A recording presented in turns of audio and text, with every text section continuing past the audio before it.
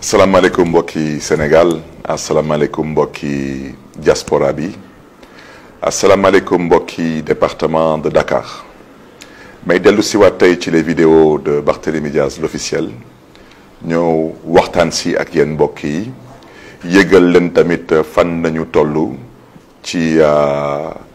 lii di xeex bu ñuy xeex pour mën a aar suñu tefes mooy lu ñuy woowee la sauvegarde du littoral may njëkk jaajëfee monsieur le préfet de Dakar di jaajëfee madame le sous-préfet des Almadies ñu ngeen xam ne ni tey mardi le 9 juin 2020 dañu woote benn ndaje benn waxtaan benn sottante xalaat ci le site concerné préfet de Dakar di représentant de l'État di autorité joxe xalaatam dafa daal di convoqué benn décret de 1996 décret boobu mu joxe xalaatam ci fan la commune Fann Point E di commencé ak fu muy jeexee ak fan la commune Mermoz Sacré-Cœur di commencé ak fu muy jeexee ñu ciy jaajëfee bu baax a baax monsieur le préfet du département de Dakar lu ci préfet wax dégg naa ko wante wax naa préfet que d'accorduma si parce que lii di géeju Mermoz mi ngi biir commune de Mermoz Sacré-Cœur te loolu amul benn mbindeef bu fi mën a dugal ci boppu askan wi leneen parce que fii la ñu juddoo ñun fii la ñu yaroo une fois de plus te indiqué naa ko tamit à monsieur le préfet de Dakar respectueusement nee naa ko décret 1996 bu ngeen convoqué décret boobu bu ngeen di ko convoqué ak buñ koy jël am na ay tali yu ngeen xam ne ni jamono yooyu ça n'existait pas dans le département de Dakar man nag lu ma convoqué moi j'ai convoqué le décret 2008-1025 du 10 septembre 2008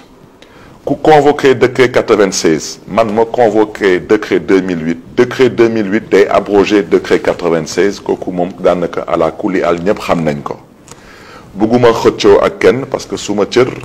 du di xëccoo wala di werante ak préfet de Dakar wala di xëccoo wala di werante ak sous-préfet des Almadies parce que ñoom ak ñun benn lañu moo tax ma ñaax suñu avocat yi nañu saisir la justice sénégalaise saisir le juge compétent en la matière pour ñu mën a am ci ñoom lu ñuy wooye ci tubaab surseoir à exécution daanaka na ñëpp taxaw na ñëpp teg lépp ci suuf ba justice sénégalaise daal di ci joxe xalaatam loolu moo jaadu mbokk yi lu may wax dafa am solo du waxu politique waxu suñu moomeel la suñu alal la suñu ëllëgu doomi la man Barthélémy Diaz wax naa ko nee naa bépp citoyen sénégalais personne physique wala personne morale nga yor sa ay dossier nga indi ko te awma lenn lu ma ciy teg daanaka awma lenn lu ma mën a convoqué ci code général des collectivités locales muy loi awma lenn lu ma mën a convoqué ci code de l'urbanisme muy loi awma lenn lu ma mën a convoqué ci code de l'environnement muy loi wax dëgg yàlla booba naa la signer sa këyit te wax naa ko moo tax ma ne amul benn révélation bu ñu fi def ci Barthélémy Diaz parce que j'ai déjà indiqué que j'ai eu à signer des permis de construire sur le domaine public national ou sur le domaine public maritime parce que nag ku dem ba am sa wërsëg man kenn faluma bu may xañ nit ñi seen wërsëg wante dégg naa fii suma benn kilifa di suma wójur di monsieur Pierre Goudiaby Atepa jot fii wax ay wax ñu ma jàpp ne ni mënoon na ñàkk lenn rek laa bëggoon wax ci lii di domaine public maritime je pense que Pierre Goudiaby Atepa ci jamono président Abdoulaye Wade ñun ñëpp xamoon nañ que moo nekkoon le conseil architecte du président Abdoulaye Wade donc moom ci boppam ci domaine public maritime je pense que suñu waxee tey porte du millénaire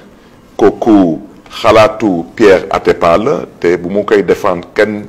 musuma dëgg ma koy xas parce que mën naa juum wante am naa yaakaar ne ni que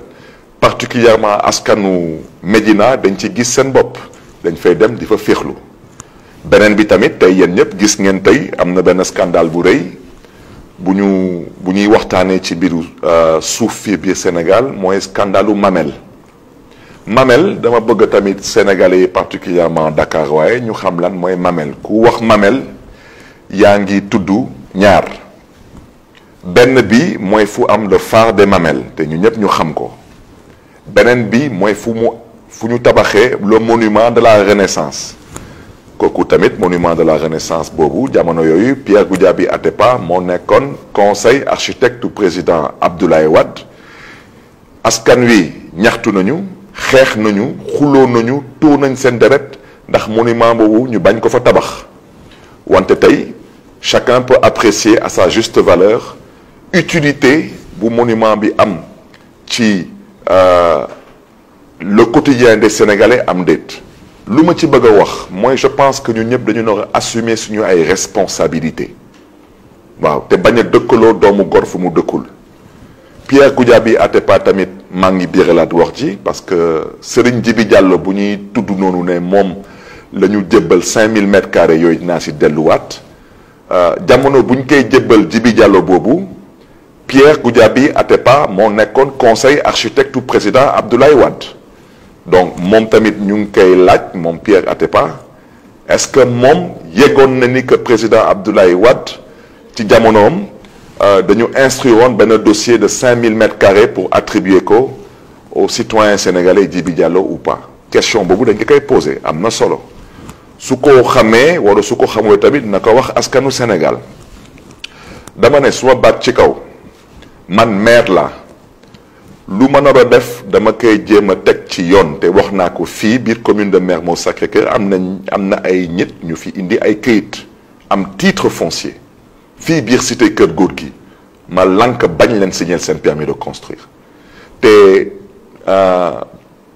borom restaurant bu ñuy woowee la Galette te nekk ville ñoom xam nañ fi may waxee ñëw nañ fii ak seen benn këyit ne ñoom moom benn terrain bu nekk cité Kër Gorgui indi seen këyit lépp mët mën na leen terrain boobu ba ko SICAP di aménager cité Kër Gorgui ci seen plan d'aménagement jardin public la naroon doon kon nag man mënuma signer permis de construire boobu parce que loolu mooy lu ñuy woowee détournement d'objectif te waa domaine ñu may dégg bu ci tegu ci Sacré-Cœur 3 fu ñuy woowee montagne ak vallée am na fa benn bayal bu mag a mag macha allah am na benn société bu ñuy woowee Telium ñëw nañu indi seen ay këyit yi yépp tegu ci yoon ma lank bañ leen signer permis de construire parce que ci plan d'aménagement à l'origine jardin public la woon kon SICAP mënu ko woon jaay loolu xanaa nopp mën na ko dégg te xel mën na ko nangu bu ci tegu mbokk yi mooy dama bëgg a wax ji leer parce que xeex bi moom bu ci kenn am xel ñaar àla kuliyaal xeex dina am waaw parce que ñuñ ko séqal dañu mëtul ay kilifa ngeen may ma dellu siwaat tuuti ci ginnaaw lu préfet de Dakar wax ci lu gàtt daal lu préfet de Dakar wax nee na terrain bu nekk ci corniche bi benn genn wàll terrain bi mi ngi ci commune Fann Point Amitié beneen genn wàll terrain bi mi ngi ci commune Mermoz Sacré-Cœur te préfet de Dakar da nga may dégg te sous-préfet Almadies may dégg kon loolu man ba ko préfet Dakar waxee ma ne ko mën naa ci bañ a ànd wante nangul naa la sañ-sañ bu la yoon may nangul naa la tamit taxawaay bu nga am fii tey ci biir département de Dakar wante man Barthélémy Dias lu may xeex te mënuma ci d'accord nit bëgg a jël géeju ñépp ba ko akimo mu doon moomeelu boppam te loolu moo fa am mooy benn lu ma mënul d'accord mooy ñu jël benn waay bu ñuy woowee Djibi Diallo waaw te yàgg naa ko wax nee naa kooku fonctionnaire international la te dinaa si delluwaat ñu ne kooku dañ ko attribuer 5000 mètres carrés moom mu fay ci mètre carré bu nekk mu fay 2450 francs droit de timbre tey mètre carré bu nekk soo ko yóbboo banque ñu jox la ci 1 million ndax lan ndax dañu jël benn contrat de location muy lu ñuy woowee bàyyi ñit jël ko transformé ko mu nekk titre foncier te amul benn mise en valeur bu fa nekk loolu lay ñaawlu xanaa loolu nopp mën na ko dégg te xel mën na ko nangu lu ma wax dama ne Djibi Diallo boobu bañ koy jox 5000 mètres carrés tey ñu ne amatul 5000 mètres carrés 2325 mètres carrés la am dama ne 2700 et quelques mètres carrés yooyu dama ne kan na ko waaxu kan na ko dëpp loolu may wax ci te ñu may waxal xam nañ seen bopp moo tax ma ne ñu ko jël ñoom ñoo jël contrat de location boobu bu ñu doon wooyee bàyyi ñu transformé ko mu doon titre foncier ça s'appelle un détournement de deniers publics moo tax ma ne leen ala kulli al xeex dina am bu ma ciy teg te kooku dama ci insister dama ne il faut qu'on se comprenne dégg naa sànq ku ñuy wooyee monsieur Djibi Diallo sous-préfet de Dakar Plateau yëkkati ay kaddu tudd fa sama tur maa ngi koy ñaawlu bu baax a baax bu ci njëkk dinaa njëkk a jéggalu kii di le préfet de Dakar parce que bépp sous-préfet bu nekk biir Dakar moo la ilif te wax dëgg yàlla tey ci suba démarche responsable le préfet de Dakar tey ñëwee ci site boobu wante nag su ma baat ci kaw comme dëkk bi dafa am lu ñuy woowee VAR na ngeen ma génnal ban VAR fu Barthélémy Dias tudd Djibi Diallo sous-préfet de Dakar Plateau fan laa ko tudd moom nag su demee tey ba di ma tudd je souhaiterais qu'il sache que je ne l'ai pas sonné c'est très important moom ci boppam balaa muy ñëw Dakar Plateau na wax askanu Ndakaaru jaar-jaaram Sangalkam na leen ko wax na wax askanu Ndakaaru jaar-jaaram fële ci Gossas góor bu ñuy wooyee Abdou Diong nekkoon représentant du khalife général des Mourides fële ci Gossas lan lañ fa jotee ak moom lan la jotee ak góor googu kon nag moom su jaaree tey moo xam Sangalkam jaar Gossas ñooñu wax lu ñaaw ci moom su ñëwee tey biir Ndakaaru ba di tudd Barthélémy Dias dama bëgg mu xam ne ni man du ma nawleem du man ak moom parce que man musuma laal ci mbiru suuf te moom je reviens à ce que j'ai déjà dit je ne l'ai pas sonné je n'ai jamais cité monsieur Djibi Diallo sous-préfet des Almadies nulle part il ne m'intéresse pas ce qui m'intéresse je reviens à ce que j'ai dit c'est le pillage et le bradage du littoral cette association de malfaiteurs cette bande de voleurs et de pilleurs et vous connaissez très bien soi-disant fonctionnaires de l'État du Sénégal, une bande de fonctionnaires véreux. Je vous dis que ça ne passera pas. Quant à ce site, je reviendrai sur le site. Comme monsieur le sous-préfet de Dakar Plateau a décidé qu'on ne reviendra pas, eh bien je reviendrai. Je reviendrai et cette fois-ci, je reviendrai avec la jeunesse de Dakar. Il n'est pas question de vous laisser piller le littoral sénégalais. Il n'est pas question de vous laisser privatiser des plages publiques. Vous n'impressionnez personne. Vous n'intimiderez personne. Je suis au regret de vous dire que vous êtes une bande de vermine, des moins que rien. Vous n'avez même pas honte de sucer le sang du peuple sénégalais. Honte à vous qui n'avez même pas honte de sucer le foncier du peuple sénégalais. Honte à vous pour de petites enveloppes. Honte à vous. Sans aucune diversion, chers amis, je reviens à ce que j'ai dit. Nous exigeons un surseoir à exécution sur le site jusqu'à ce que le droit soit dit. Je reviens à ce que le préfet de Dakar a dit et nous le respecterons.